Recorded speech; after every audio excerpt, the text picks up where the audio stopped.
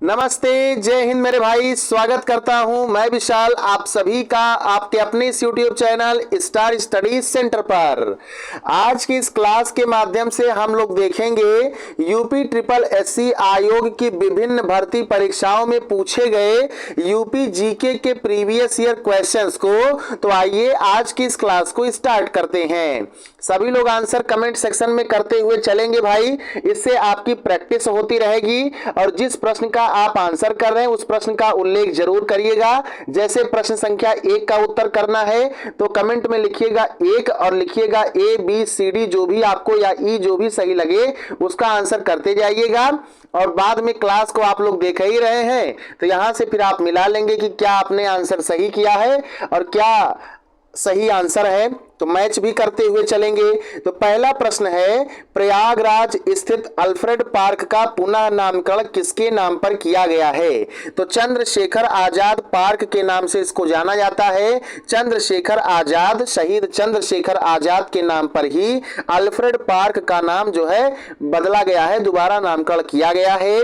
आपका C answer correct हो जाएगा। अगला प्रश्न देखिएगा, प्रश्न संख्या 2 है, डॉक्टर भीमराव अंबेडकर या आर्यभट्ट नक्षत्रशाला कहाँ स्थित है? अब इस प्रश्न को ध्यान से समझिएगा कि कई बार जो प्रश्न होते हैं वो आपसे ऐसे पूछ लिए जाते हैं कि आर्यभट्ट नक्षत्रशाला था तो उसका पुराना नाम क्या था? तो डॉक्टर भीमराव अंबेडकर नक्षत्रशाला था।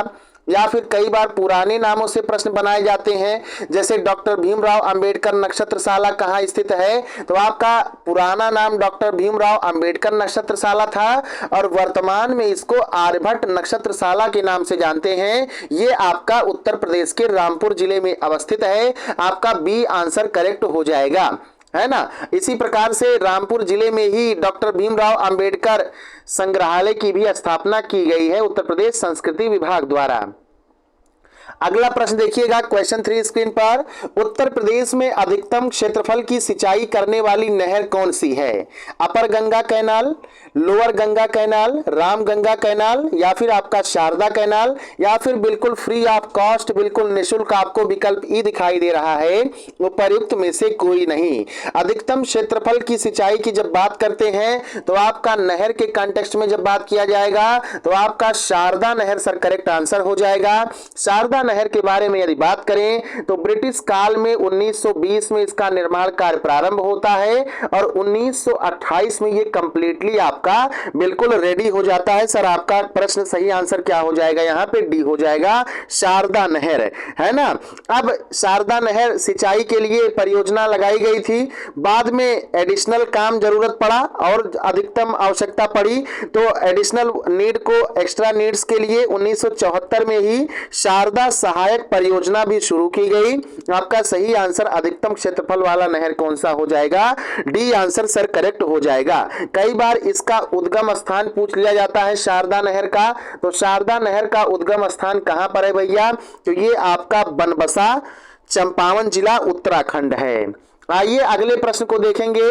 अगला प्रश्न देखिए, प्रश्न संख्या 4 है जिसका उत्तर संभवतः आप सभी को मिल चुका है। शारदा नहर का निर्माण कार्य किस वर्ष पूर्ण हुआ था? 1920 में निर्माण कार्य प्रारंभ होता है और 1928 में निर्माण कार्य क्या हो जाता है? कंप्लीट हो जाता है, पूर्ण हो जाता है।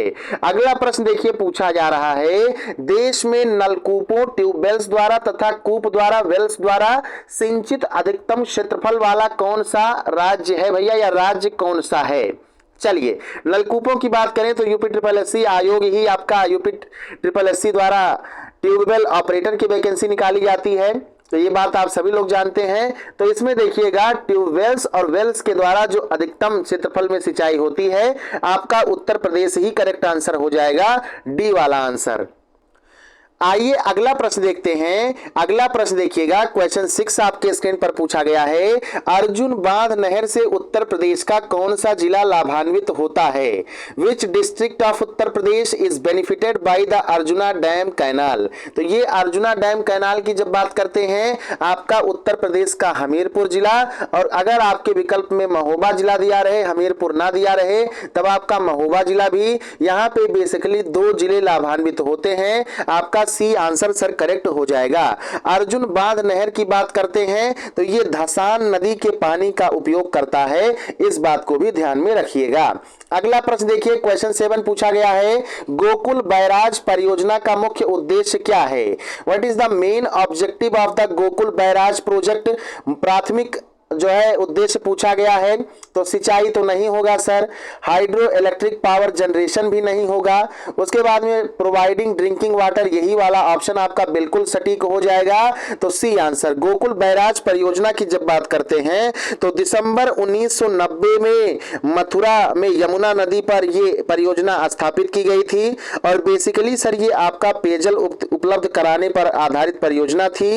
वर्तमान में ये मल्टी डायमेंशनल परियोजना बन चुकी है, सिंचाई भी करती है, पेयजल भी उपलब्ध कराती है, लेकिन आपका मुख्य उद्देश्य जब पूछे तो पीने के लिए पानी उपलब्ध कराना। मथुरा वृंदावन क्षेत्र इससे लाभान्वित हैं, सही आंसर सी हो जाएगा। आइए अगला प्रश्न देखिएगा, 8 नंबर का प्रश्न स्क्रीन पर है। मई 2025 तक उत्तर प्रदेश में कितने जीआई टैग किए गए उत्पाद हो गए हैं? 69 उत्पाद, 69 देखिए 69, उसके बाद में देखिए 75 75, उसके बाद में देखिए 77 77, उसके बाद में देखिए 80। अच्छा भाई देखिए कुछ लोगों का यहाँ पर नाम बदनाम रहता है कि भैया 68 67 69 में कौन सा क्या बड़ा हो जाएगा, है ना। कई बार हमने भी प्रश्न पूछा है तो नहीं बता पाते हैं जल्दी लोग, है ना। तो आप सभी लोग बताइए 67 68 69 में कौन सा बड़ा है? चलिए तो इसका आंसर करिएगा। मई 2025 तक उत्तर प्रदेश में कितने जीआई टैग उत्पाद हो गए हैं? तो आपके 77 जीआई टैग उत्पाद हो गए हैं। इसी के साथ उत्तर प्रदेश पूरे राज्य में भैया फर्स्ट रैंकिंग पर है। कभी आपसे सवाल पूछ लिया जाए कि जीआई टैग में उत्तर प्रदेश का पूरे देश में कौन सा स्थान है, तो फर्स्ट नंबर पर है। यहीं पर अगर आपसे उत्तर प्रदेश में ही पूछ लिया जाए कि कौन सा क्षेत्र, कौन सा रीजन अधिकतम जीआई टैग के साथ है, तो सर वाराणसी क्षेत्र आपका अधिकतम 32 जीआई टैग के साथ है। यह बात भी आप लोग नोट कर लीजिएगा। आइए अगला प्रश्न देखिएगा, क्वेश्चन 9 है, पहली यूपी निवेशक शिखर सम्मेलन किस वर्ष आयोजित किया गया? पहला यूपी निवेशक शिखर सम्मेलन की जब बात करते हैं तो इस प्रश्न को पूछने के लिए आपके पास 4 विकल्प दिए गए हैं, बल्कि 5 विकल्प दिए गए हैं। तो पहला 2012 में, दूसरा 2018 में, तीसरा 2023 में और आपका चौथा विकल्प 2024 में और आपका 5वां विकल्प है उपर्युक्त में से कोई नहीं भैया, नन ऑफ द एबव, यानी कि शॉर्ट फॉर्म में अगर इसकी बात करें तो आपका नोटा विकल्प भी दिया गया है। चलिए इसमें हम लोग यूपी निवेशक शिखर सम्मेलन की जब बात करते हैं तो ये सबसे पहले भैया आपका 2018 में आयोजित हुआ था। कहां पे आयोजित हुआ था सर? आपका लखनऊ में आयोजित हुआ था। सही आंसर इस प्रश्न के लिए आपका बी करेक्ट हो जाएगा।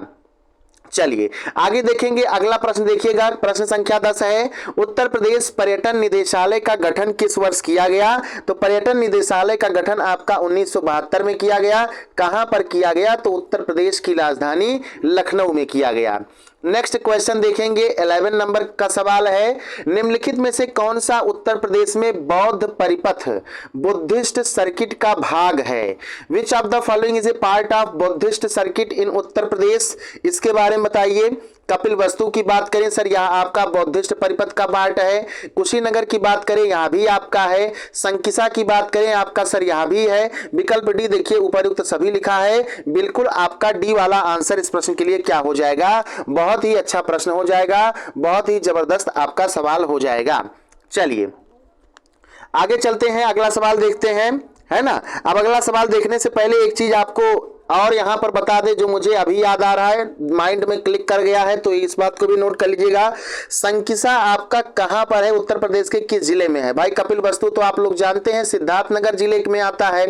कुशीनगर अपने आप में एक डिस्ट्रिक्ट है, जिला है। और संकिसा क्या है भैया? तो संकिसा भैया फर्रुखाबाद जिले में वर्तमान में आता है। यहाँ पे ऐसी मान्यता है कि भगवान बुद्ध स्वर्ग से आए यहीं पर और अपनी माता को इन्होंने उपदेश दिया था। यह मान्यता है बौद्ध धर्म के अनुयायियों का। चलिए अगला सवाल देखिए, 12 नंबर का सवाल स्क्रीन पर, प्रधानमंत्री नरेंद्र मोदी ने उत्तर प्रदेश वैश्विक निवेशक शिखर सम्मेलन यूपीजीआईएस 2023 का उद्घाटन कब किया था sir? When did prime minister Narendra Modi inaugurate the Uttar Pradesh global investors summit UPGIS 2023 में? भैया ये ग्लोबल इन्वेस्टर समिट आयोजित कहाँ हुआ था? तो सभी लोग जानते हैं आपके उत्तर प्रदेश के लखनऊ में हुआ था, है ना। और इसका उद्घाटन कब किया गया, इनॉग्रेशन कब किया गया, यही आपसे प्रश्न में पूछा गया है। तो 10 जनवरी 2023, 10 फरवरी 2023, या फिर आपका 15 मार्च 2023, या फिर आपका 20 अप्रैल 2023। तो बात करें प्रधानमंत्री नरेंद्र मोदी जी की, तो प्रधानमंत्री नरेंद्र मोदी जी ने उत्तर प्रदेश वैश्विक निवेशक शिखर सम्मेलन यूपीजीआईएस ग्लोबल इन्वेस्टर्स समिट 2023 का उद्घाटन 10 फरवरी 2023 को उत्तर प्रदेश के लखनऊ जिले में किया। आपका सही आंसर यहां पर बी हो जाएगा। अच्छा, एक प्रश्न आपसे और पूछते हैं कि नोएडा इंटरनेशनल एयरपोर्ट जो बनाया गया है उसकी पहली उड़ान में कितने किसान सवार थे? तो भैया टोटल 172 किसान सवार थे। अच्छा, ये कल हुआ है, कहने का मतलब कि 16 जून में पहला उड़ान हुआ है या फिर 15 जून में पहला उड़ान है, यही आपको कमेंट के माध्यम से बताना है ना। देखिए यूपीजीके के बारे में एक आपका आता है लखनऊ एडिशन का, दैनिक जागरण का पढ़ लीजिए, अमर उजाला का पढ़ लीजिए, हिंदुस्तान सहारा, कोई भी न्यूज़पेपर पढ़ लीजिए, तो ये आपके लिए काम करेगा, है ना। फार्मासिस्ट वालों के लिए तो पेपर अब आपका 29 जून को लगा हुआ है, तो आपके पास तो समय अब बहुत ज़्यादा है नहीं, क्योंकि अब इधर का करंट अफेयर्स आप में पूछा नहीं जाएगा, ये बात आप तय मानिए। लेकिन अभी लोअर पीसीएस की वैकेंसी होनी है, एजीटीए का वैकेंसी यहाँ पे एग्जाम होना है, उसके बाद में सहायक लेखाकार की वैकेंसी 1800 समथिंग पदों पर आ गई है ना। तो आप लोगों के लिए ये ट्रिक काम करेगा, ये आप करके देखिएगा, आपको फायदा मिलेगा। अखबार जरूर पढ़िएगा। चलिए 13 नंबर का सवाल देखिएगा, उत्तर प्रदेश के किस उत्पाद को 2024 में भौगोलिक संकेत ज्योग्राफिकल इंडिकेशन का दर्जा दिया गया सर? किस उत्पाद को दिया गया है बताइए भैया। तो 2024 में देखिए, इनमें से अमरोहा ढोलक की बात जब करें तो अमरोहा ढोलक आपका 2023 का है भैया, 2023 में इसको बताया गया था। मैनपुरी की तारकशी के बारे में बात करें तो यह भी जीआई टैग मिला है, यह भी 2023 का है। संभल हॉर्न क्राफ्ट की बात करें तो मृत जानवरों के सींग से, है ना, ऐसे लिख लीजिए सींग, है ना। हॉर्न का मतलब क्या होता है कि आपका सींग, तो सींग से बने उत्पाद क्राफ्ट, है ना, कलाकृति, तो यह भी आपका 2023 में जीआई टैग मिला हुआ है। उसके बाद में ऊपर तो सभी तो आपका होगा नहीं, क्योंकि ऊपर के ABC ये आपके 2023 के हैं। तो अब इस प्रश्न के लिए सही उत्तर क्या हो जाता है, हमारा ई विकल्प हो जाता है। यहाँ पे 2023 की जब बात करते हैं, 2024 में आपका बनारस की तिरंगा बर्फी आदि है ना। चलिए, तो उसमें जब 2023 की बात करते हैं तो 2023 में total 7 GI tag Uttar Pradesh को मिले थे, है ना। 7 जीआई टैग उत्तर प्रदेश को मिले थे, जिसमें आपका अमरोहा ढोलक है, मैनपुरी की तारकशी है, संभल का हॉर्न क्राफ्ट है, बागपत की होम फर्निशिंग है, बाराबंकी का हथकरघा उत्पाद है, कालपी का मैन मेड हस्त निर्मित कह लीजिए कागज है, ये प्रश्न हमने आपको करवाया भी है, और महोबा का गौरा शिल्प पत्थर है, गौरा शिल्प स्टोन क्राफ्ट है सर। 2024 की बात करते हैं जो आपके प्रश्न में पूछा गया है, तो इसमें बनारस की तिरंगा बर्फी प्रमुख रूप से पूछा जाता है। और 2025 में जब कभी पूछ लिया जाए, भाई स्क्रीन हमारे पास है नहीं उतना बड़ा, तो आपको मुंह से बोल रहे हैं, सुनते हुए जाइएगा कि मथुरा का लाल पेड़ा, उसके बाद में ठंडई, शहनाई आदि चीजें हैं जो 2025 में जीआई टैग प्रदान किए गए हैं, प्राप्त हुए हैं। अब यहाँ पे प्रश्न आपका 2024 में देखिए, ये कठिन लेवल का सवाल था, है ना, तो आपका ई वाला हो जाएगा, क्योंकि सभी के सभी आपके 2023 के हैं। 2023 में 7 उत्पादों को जीआई टैग मिला हुआ था। चलिए, अब यहाँ पर सवाल इस प्रकार से पूछा जा सकता है कि कौन सा भैया उत्पाद अमरोहा के लिए जीआई टैग वाला है, तो अमरोहा का ढोलक हो गया, है ना, आम की लकड़ी से ये ढोल बनाया गया। उसके बाद में मैनपुरी का क्या है, तो इसका तारकशी है। संभल के लिए क्या जीआई टैग है, तो हॉर्न क्राफ्ट है। इसी तरीके से याद करिए। चलिए अगले प्रश्न पर चलें। अगला प्रश्न देखिए 14 नंबर का क्वेश्चन, उत्तर प्रदेश के किस शहर को चाकुओं का शहर, सिटी ऑफ नाइव्स कहा जाता है? Which city of Uttar Pradesh is known as the city of knives? तो वाराणसी को भैया नहीं कहेंगे, सहारनपुर को भी नहीं कहा जाएगा, बरेली को भी नहीं कहा जाएगा। बरेली को तो सुरमा नगरी के नाम से जानते हैं, और झुमका गिरा रे बरेली के बाजार में, मतलब कि सुनारी उद्योग यहाँ पर है। गोल्ड स्मिथ है ना। तो यहाँ पे आपका रामपुर सही आंसर हो जाएगा, रामपुर, है ना भैया। रामपुर का एक जिला एक उत्पाद योजना की बात कर लें, यहाँ तो जीआई टैग का पूछा गया था, नहीं यहाँ पे चाकुओं का शहर पूछा गया है। एक जिला एक उत्पाद योजना की बात करें तो पैचवर्क हस्तकला है, जरी वर्क है ना, मेंथा उत्पाद, इन सबको एक जिला एक उत्पाद के तहत जो है चयनित किया गया है। बाकी आप में से जितने छात्र छात्राएं रामपुर जिले के होंगे ये बताइएगा कि रामपुर में भैया क्या है, जौहर चौक है। अब जौहर चौक जो है भैया ना, यहाँ पे चाकुओं का शहर है ना, परंपरा आदि को दिखाने के लिए कम से कम भैया 20 फीट वाला चाकू है ना, 20 फीट वाला चाकू उसी जौहर चौक पर रखा है। और ऐसी मान्यता है भैया ये 8 कुंटल का है लगभग, है ना, ये 8 क्विंटल का है ना भैया। चलिए क्विंटल इस प्रकार से लिखा जाएगा, लिख दे भैया, नहीं तो आप लोग कहेंगे कि गुरुजी गलत लिख रहे हैं। क्विंटल, तो 8 क्विंटल का ये चाकू जौहर चौक पर रखा गया है। चलिए भैया, तो आपका चाकुओं का शहर हो गया है। तो चाकुओं का शहर किसको कहा जाता है, रामपुर को कहा जाता है। आइए अगले प्रश्न को देखते हैं। उत्तर प्रदेश के किन जिले में उत्तर प्रदेश के, चलिए अगला प्रश्न देखिएगा 15 नंबर का, उत्तर प्रदेश के किन जिलों में सिगरेट बनाया जाता है। तो इसके लिए सहारनपुर और गाजियाबाद जिले हैं, यहाँ पे सिगरेट उद्योग देखने को मिलता है, निर्माण किया जाता है, बनाया जाता है। अगला प्रश्न देखिए 16 नंबर का, उत्तर प्रदेश का कौन सा शहर रेशमी वस्त्रों के लिए प्रसिद्ध है। तो रेशमी वस्त्रों के लिए आपका वाराणसी प्रसिद्ध है। वाराणसी की रेशमी साड़ी को एक जिला एक उत्पाद के लिए चयनित किया गया है। वाराणसी के निकट स्थित मडुआ डीह में किस चीज का निर्माण किया जाता है। तो डीजल लोकोमोटिव्स का निर्माण किया जाता है। रेलवे का आपका आंसर यहाँ पे बी हो जाएगा। चलिए अगला प्रश्न देखिएगा, भारत इलेक्ट्रॉनिक्स लिमिटेड बेल की स्थापना गाजियाबाद में किस वर्ष की गई है। इसका आंसर सभी लोग बताइए क्या हो जाएगा। 1962 में किया गया है, या फिर 1971 में किया गया है सर, या फिर 1974 में किया गया है, या फिर आपका 1981 में किया गया है ना। तो यहाँ पे बात करते हैं भारत इलेक्ट्रॉनिक्स लिमिटेड बेल की, ये आपका है कहाँ पे, तो उत्तर प्रदेश के गाजियाबाद जिले में लोकेटेड है, और इसका स्थापना वर्ष आपका 1974 माना जाता है। आइए अगले प्रश्न पर चलते हैं। अगला प्रश्न देखिएगा 19 नंबर का, रेणुकूट जो कि सोनभद्र जनपद में है किस उद्योग के लिए जाना जाता है। रेणुकूट की बात करते हैं तो ये आपका एल्यूमिनियम उद्योग के लिए जाना जाता है। यहाँ पे एल्यूमिनियम संयंत्र आपका हिंडैल्को लोकेटेड है, हिंडैल्को यहाँ पे लोकेटेड है, तो इस बात को भी ध्यान में रखिएगा। अगला प्रश्न देखिएगा, उत्तर प्रदेश की एकमात्र तेल रिफाइनरी कहाँ पर है। Where is the only oil refinery in Uttar Pradesh located. Uttar Pradesh में तेल रिफाइनरी भी है। अच्छा, तो इसके लिए 4 विकल्प है आपका, आगरा है, गोरखपुर है, मथुरा है और बरौनी है, या उपयुक्त में से कोई नहीं, है ना। उपयुक्त में से कोई नहीं वाला भी कई बार सही होगा। अगर मान करके चलिए कि 100 सवाल पूछे जा रहे हैं तो 2 से 4 सवाल ऐसे आ जाएंगे कि जिसका उत्तर यही होगा, उपयुक्त में से कोई नहीं। या भैया आयोग अधिक भी बना सकता है, लेकिन प्रीवियस ईयर का हम आपको बता रहे हैं कि कम से कम 2 से 4 सवाल ऐसे हुए हैं जिनका आपका उपयुक्त में से कोई नहीं सही आंसर है।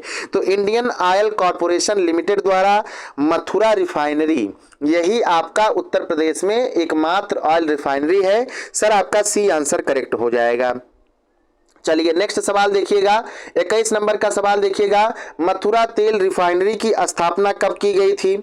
अब ये भी बढ़िया सवाल आपके स्क्रीन पर आ चुका है। 1974 में, 1980 में, 1982 में, या फिर आपका 1998 में। तो बताइए भाई, मथुरा तेल रिफाइनरी की जब बात करते हैं तो इसकी स्थापना 1982 में की गई थी। आइए अगला प्रश्न देखते हैं, उत्तर प्रदेश में हथकरघा है ना, हैंडलूम्स एवं मिलों, सूती वस्त्र उद्योग की दृष्टि से भारत में कौन सा स्थान है। What is the position of Uttar Pradesh in India in terms of handloom and mills cotton textile industry. Sir पहला स्थान, या फिर दूसरा स्थान, या फिर तीसरा स्थान, या फिर चौथा स्थान, या फिर हाई वाला विकल्प हुआ। तो इसमें भैया तीसरा स्थान है पूरे देश में उत्तर प्रदेश का।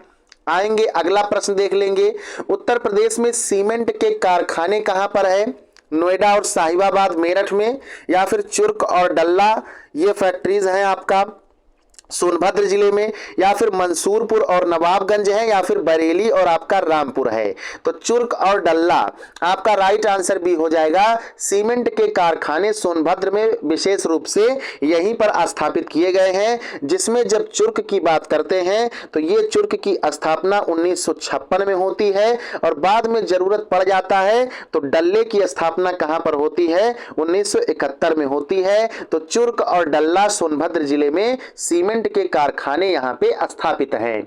चलिए अगला प्रश्न देखिएगा, 24 नंबर का प्रश्न है, उत्तर प्रदेश औद्योगिक विकास निगम यूपीएसआईडीसी का मुख्यालय कहां है?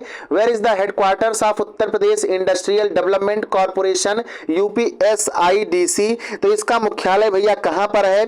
बात करें Uttar Pradesh state industrial development corporation की, इसकी स्थापना 1961 में की गई थी, और इसका मुख्यालय कहां पर है? आपके कानपुर जिले में है। सही आंसर आपका डी हो जाएगा। बाद में इसी का नाम चेंज करके क्या कर दिया जाता है, यूपीएसआईडीसी से चेंज करके यूपीसीडा कर दिया जाता है, उत्तर Pradesh state industrial development authority. और ये घटना कब होती है? 2018 में होती है, नाम चेंज करने वाली। तो यूपीसीडा के नाम से वर्तमान में जानते हैं।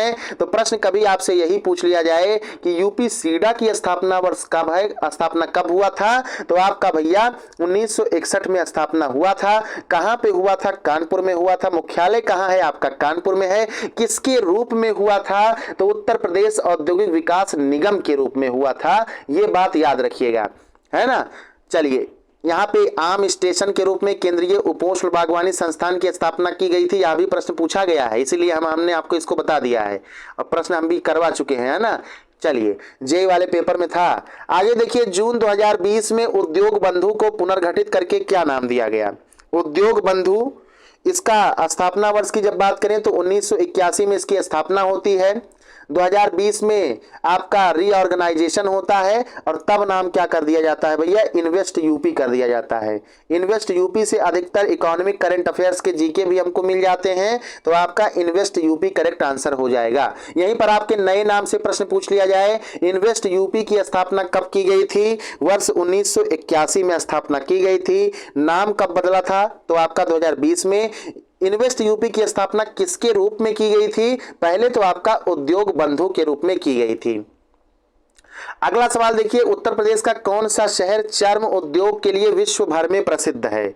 चर्म उद्योग के लिए विश्व भर में कौन सा शहर प्रसिद्ध है? देखिए भैया, आगरा भी आपका चर्म उद्योग के लिए जाना जाता है, लेदर इंडस्ट्री के लिए, और कानपुर भी आपका लेदर इंडस्ट्री के रूप में जाना जाता है। लेकिन प्रसिद्ध कौन सा है? आपका सी आंसर करेक्ट हो जाएगा।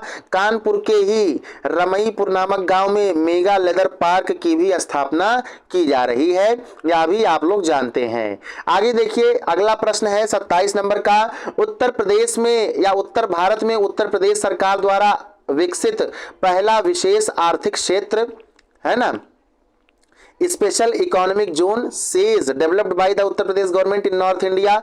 प्रश्न में आपसे पूछे कि उत्तर भारत में उत्तर प्रदेश सरकार द्वारा विकसित पहला विशेष आर्थिक क्षेत्र कौन सा था, तो वो आपका सर मुरादाबाद क्षेत्र था। राइट आंसर इस प्रश्न के लिए आपका क्या हो जाएगा? सी करेक्ट हो जाएगा।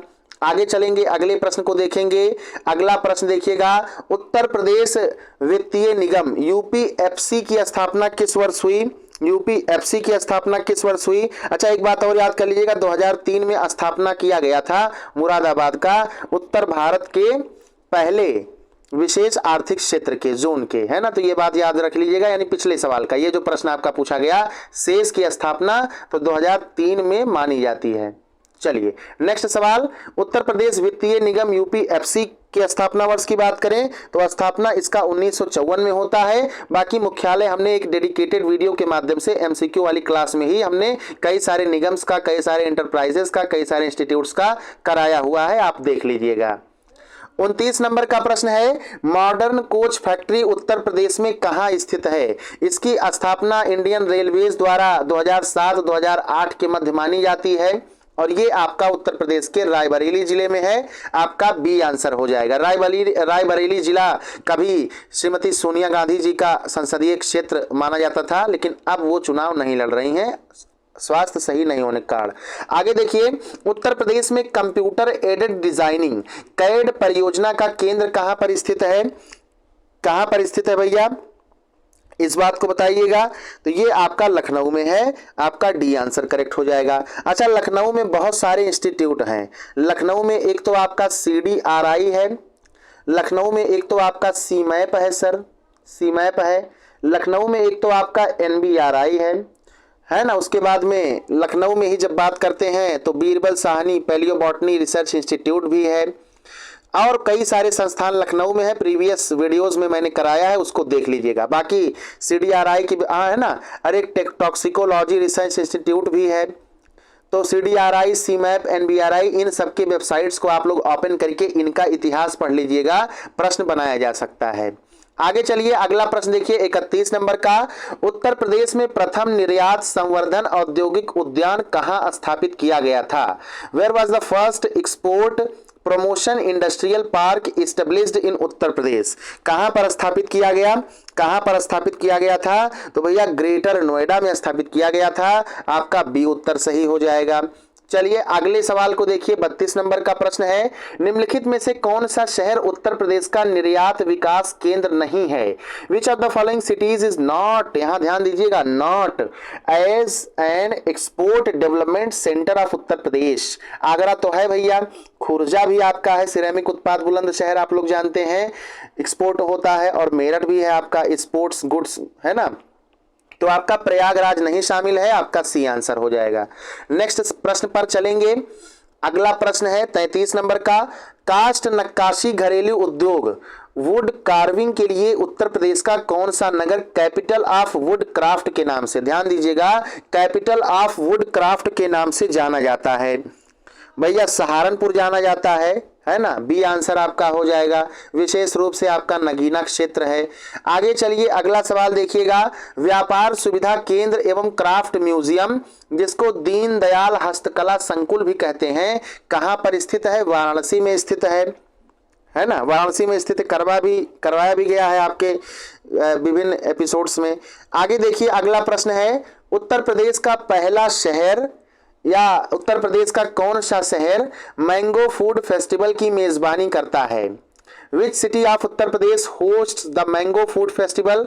उत्तर प्रदेश के एक राज्यपाल हुआ करते थे, राम नाईक नाम था, उनको आम बहुत पसंद था भैया। तो जब ये मैंगो फूड फेस्टिवल होता था उसमें विभिन्न प्रकार के आम, है ना, मान करके चलिए कि एक वृक्ष है, इसकी एक डाली में अलग प्रजाति के आम, एक डाली में अलग जाति के प्रजाति, अरे विचित्र विचित्र तरीके के आम वहां पर फेस्टिवल में रखे जाते थे। तो आपका ये आयोजन लखनऊ में होता था, है ना, आपका बी आंसर हो जाएगा। अब भी आयोजन होता है, ये जाने रहिएगा। अगला प्रश्न 36 नंबर का। उत्तर प्रदेश के किस शहर में लकड़ी से बने ताल वाद्य ढोलक बनाने की 300 से अधिक छोटी इकाइयां हैं? In which city of Uttar Pradesh are there more than 300 small units making wooden percussion instrument dholak, है ना। तो ढोलक के लिए आप लोग जानते हैं अमरोहा जिला है, यहीं पे आपका 300 से अधिक इकाई स्थापित किया गया है। उत्तर प्रदेश के अमरोहा शहर में लकड़ी से बने ताल वाद्य ढोलक बनाने की 300 से अधिक छोटी इकाइयां हैं। और किस लकड़ी से बनता है भैया? आम की लकड़ी से, यह बात भी याद रखिएगा। चलिए इसी तरीके से सवाल पूछा जाता है कि बीड़ी, है ना, बीड़ी इस प्रकार से, तो बीड़ी भैया किस पत्तियों में लपेटा जाता है? तो तेंदू की पत्तियों में, तेंदू लीव्स इसके लिए जिम्मेदार होते हैं। चलिए अगला सवाल देखिए। बदायूं के जरी जरदोजी उत्पादों के काम को स्थानीय रूप से क्या कहा जाता है? What is the zari zardozi work of Badaun locally called? फद्दी कहते हैं, कलमकारी कहते हैं, तंजोरी कहते हैं, या कार चोबी कहा जाता है? तो बदायूं के जरी जरदोजी उत्पादों के काम को स्थानीय रूप से कार चोबी कहा जाता है, या कशीदा कारी के नाम से भी जाना जाता है ना, कशीदा कारी के नाम से भी इसको जाना जाता है। तो ये बात भी नोट रखिएगा। ये कई बात है, कशकार चोबी या फिर कशीदा कादी, जो विकल्प में आपको मिल जाए वही करेक्ट आंसर हो जाएगा। कार चोबी या कशीदा कारी के नाम से जाना जाता है। चलिए नेक्स्ट प्रश्न को देखते हैं। अगला सवाल 38 नंबर का क्वेश्चन। घाटमपुर तापीय विद्युत परियोजना किनका संयुक्त उद्यम है? The Ghatampur thermal power project is a joint venture of whom, है ना। तो NLCIL और NTPC के बीच में है, या फिर NLCIL और UPRVUNL के बीच में है, या फिर आपका यहाँ पे NTPC और UPPRUVNL के बीच में है, या फिर भेल और UPPRVUNL के बीच में है। तो इसके सही उत्तर की जब बात करते हैं तो घाटमपुर तापीय विद्युत परियोजना नेवेली लिग्नाइट, है ना। देखिए Neyveli lignite corporation India limited, N से आपका नेवेली, L से आपका लिग्नाइट, C से आपका कॉरपोरेशन, I से आपका इंडिया, L से आपका लिमिटेड। कई बार इसका फुल फॉर्म भी पूछ ले तो आपको याद होना चाहिए। फिर आपका UPPRVUNL की बात करते हैं तो उत्तर प्रदेश राज्य विद्युत उत्पादन निगम लिमिटेड का क्या है, एक ज्वाइंट वेंचर है, संयुक्त उद्यम है। अगला सवाल, उत्तर प्रदेश राज्य में पहली खनिज नीति कब घोषित की गई थी? उत्तर प्रदेश राज्य में पहली खनिज नीति कब घोषित की गई थी? तो उत्तर प्रदेश में यहाँ पे 29 दिसंबर 1998 को पहली खनिज नीति घोषित की गई थी। सही उत्तर आपका सी होगा। अगला प्रश्न देखिएगा 40 नंबर, उत्तर प्रदेश का शंकरगढ़ क्षेत्र प्रयागराज अपने किन उच्च गुणवत्ता वाले निक्षेपों के लिए प्रसिद्ध है? Shankargarh area in Uttar Pradesh is renowned for its high quality deposits of, तो यहाँ पे सिलिका रेत, सिलिका सैंड्स के डिपॉजिट्स पाए जाते हैं। साथियों यहाँ पे आपका डी उत्तर सही हो जाएगा। अगला प्रश्न देखिए 41 नंबर का प्रश्न है, उत्तर प्रदेश में आंवला तापीय ऊर्जा केंद्र, आंवला तापीय ऊर्जा केंद्र, Aonla thermal power station located in Uttar Pradesh, क्या ये औरैया में है, क्या ये झांसी में है, क्या ये बरेली में है, या फिर ये सोनभद्र में है? तो ये भैया आपका झांसी जिले में नहीं है, औरैया भी नहीं है, ये आपका बरेली जिले में है, और ये गैस आधारित है ना, गैस बेस्ड है। बताइए NTPC का है या नहीं, कमेंट के माध्यम से बताइएगा, है ना, क्योंकि भैया हमने करवाया हुआ है इसलिए हमको याद है। आगे चलेंगे, अगले प्रश्न को देखेंगे 42 नंबर का, उत्तर प्रदेश में पाए जाने वाले मुख्य खनिज पदार्थ कौन से हैं? उत्तर प्रदेश में प्राइमरली कौन से खनिज पदार्थ पाए जाते हैं? तो लाइम स्टोन पाया जाता है और डोलोमाइट पाया जाता है। आपका बी आंसर बिल्कुल सटीक बैठता है इस प्रश्न के लिए। अगला प्रश्न देखिए, उत्तर प्रदेश के किस रेलवे स्टेशन का नाम बदलकर स्वामी परमहंस कर दिया गया? सर अकबरगंज का नाम बदला गया, जायस का बदला गया, मिसरौली का बदला गया, या फिर आपका बानी का बदला गया, या फिर बनी का बदला गया? तो उत्तर प्रदेश के बनी या फिर इसी को बानी रेलवे स्टेशन के नाम से भी जानते हैं, इसका नाम बदल करके स्वामी परमहंस कर दिया गया है। अब आप सभी से एक प्रश्न है कि ये किस जिले में है ना भैया, कुछ आप भी तो पढ़िए, यहाँ पे मार्गदर्शन आपको मिल सकता है लेकिन पढ़ना मेहनत खुद से भी करना पड़ेगा। आगे देखिए, अगला प्रश्न देखिए 44 नंबर का सवाल देखिए, UPRRDA का पूर्ण नाम क्या है, पूर्ण रूप क्या है? What is the full form of UPRRDA? चलिए इस प्रश्न का आंसर कर दीजिए मेरे भाई, सभी लोग आंसर इसका आना चाहिए। UPRRDA की जब बात करते हैं तो स्थापना इसकी 2003 में हुई थी, और इसको क्या किस नाम से जानते हैं? तो आपका उत्तर प्रदेश सड़क एवं रेलवे विकास प्राधिकरण के नाम से भैया नहीं जानते हैं, है ना। आगे देखिएगा, उत्तर प्रदेश क्षेत्रीय सड़क विकास एसोसिएशन, यह भी गलत हो जाएगा। उत्तर प्रदेश ग्रामीण सड़क विकास प्राधिकरण, आपका यह भी गलत हो जाएगा। सही आंसर इसका क्या होगा? उत्तर प्रदेश ग्रामीण सड़क विकास एजेंसी, ये प्रधानमंत्री ग्राम सड़क योजना आदि कार्यक्रमों का क्रियान्वयन करती है। हमारे गांव में भी अभी जल्द ही प्रधानमंत्री ग्राम सड़क योजना के तहत निर्मित जो सड़क थी, कच्ची सड़क थी, वो 3 बार, तीसरी बार रिपेयर हो गई बिना किसी कागज पट्टी करने के, है ना। यानी खुद से आए लोग रिपेयर करके चले गए पूरा, है ना, सब गिट्टी वगैरह डाल के सब एकदम बिल्कुल कंप्लीट बढ़िया कर दिए। तो आपका उत्तर प्रदेश ग्रामीण सड़क विकास एजेंसी के रूप में जाना जाएगा आपका UPRRDA का फुल फॉर्म सर। चलिए आगे चलते हैं, अगला प्रश्न 45 नंबर क्वेश्चन, उत्तर प्रदेश में कौन सा राष्ट्रीय राजमार्ग मुरादाबाद से शुरू होकर के चंदौसी, बबराला, अलीगढ़ होते हुए आगरा में समाप्त होता है? चलिए, तो उत्तर प्रदेश में नेशनल हाईवे 509 है, 509 है, राष्ट्रीय राजमार्ग 509 है। ये मुरादाबाद से प्रारंभ होकर चंदौसी, बबराला, अलीगढ़ से होते हुए आगरा में समाप्त होता है। रेलगाड़ी वाले कैसे अनाउंसमेंट करते हैं? उत्तर प्रदेश में NH509 मुरादाबाद से प्रारंभ होकर चलकर चंदौसी, बबराला, अलीगढ़ से होते हुए आगरा में समाप्त होगी। अब वो लोग रेलगाड़ी बताते हैं, हम आपको यहाँ पे NH509 याद करवा दिए। अगला प्रश्न देखिए 46 नंबर का सवाल। अगला प्रश्न देखिएगा 46 नंबर का क्वेश्चन, चौधरी चरण सिंह अंतरराष्ट्रीय हवाई अड्डा अमौसी कहाँ है? प्रीवियस ईयर का क्वेश्चन है, भले आप लोगों को पता है, कर लीजिए। आपका लखनऊ में है, अडानी ग्रुप द्वारा संचालित ये हवाई अड्डा है, प्राइवेट है। आगे देखिए 47 नंबर का सवाल, भारत का पहला मल्टी मॉडल टर्मिनल कहाँ बनाया गया है? ये इंडिया का फर्स्ट मल्टी मॉडल टर्मिनल है भैया, ये आपका उत्तर प्रदेश में वाराणसी में गंगा नदी के तट पर बनाया गया है, गंगा नदी पर बनाया गया है।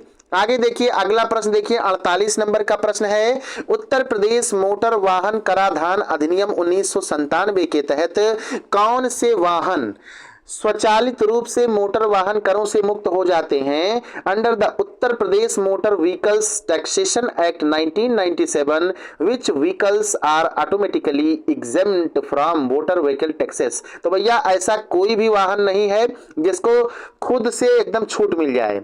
हाँ, अगर ये अधिनियम के तहत शैक्षिक उद्देश्यों के लिए वाहन जो इस्तेमाल होते हैं, सरकारी अधिकारियों के जो वाहन होते हैं, कुछ शर्तों के साथ छूट मिलती है भैया। किसके साथ? शर्तों के साथ, शर्तों के साथ छूट मिलती है। लेकिन खुद से स्वचालित रूप से बिना किसी शर्त के तो कोई भी ऐसा वाहन नहीं जिसको छूट मिलेगा। आपका ई आंसर करेक्ट हो जाएगा। अब यही प्रश्न जो है एक नामी किताब में गलत दिया गया है, मैं उस किताब का नाम नहीं लूंगा भैया, नहीं तो हमारा वीडियो कॉपीराइट हो जाएगा, डिलीट करवा दिया जाएगा। चलिए अगला प्रश्न देखिएगा 49 नंबर का सवाल, किस राष्ट्रीय राजमार्ग, यहाँ पर किस राजमार्ग को लखनऊ आजमगढ़ बलिया मार्ग के नाम से भी जाना जाता है?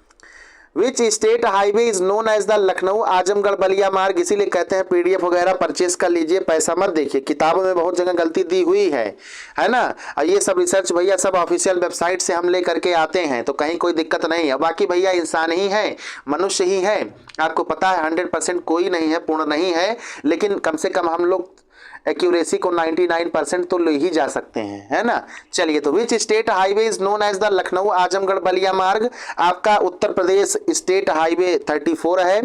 आंसर इसका जो है ये करेक्ट हो जाएगा। अगला चलेंगे और लास्ट क्वेश्चन देखेंगे आज के इस क्लास का, उत्तर प्रदेश में पहली राष्ट्रीयकृत परिवहन सेवा कब शुरू हुई थी भैया? कब शुरू हुई थी राष्ट्रीयकृत परिवहन सेवा? इसके बारे में सभी लोग बताइए।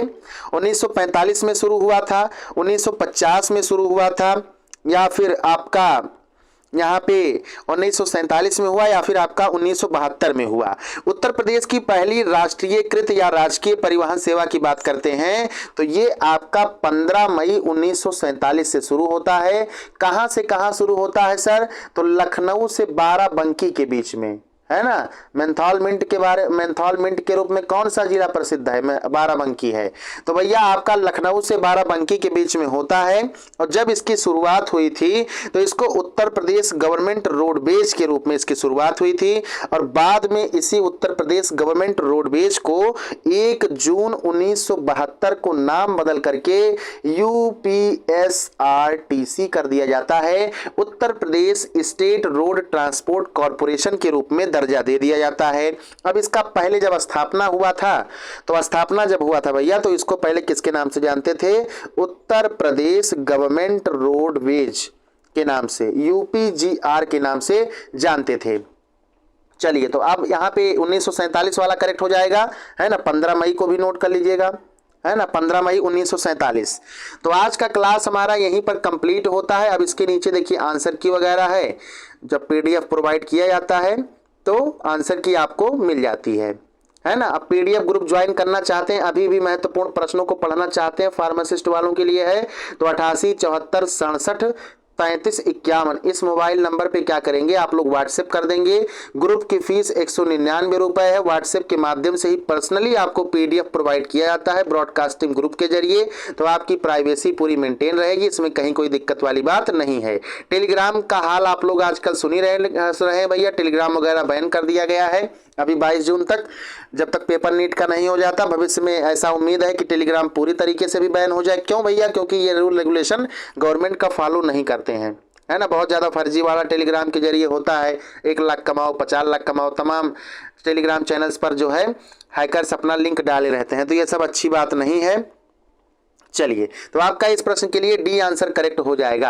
आज का क्लास कैसा लगा, सभी को समझ में आया या फिर नहीं समझ में आया, कमेंट के माध्यम से जरूर बताइएगा। मिलते हैं हम लोग अगले क्लास के साथ। जय हिंद, जय भारत, वंदे मातरम।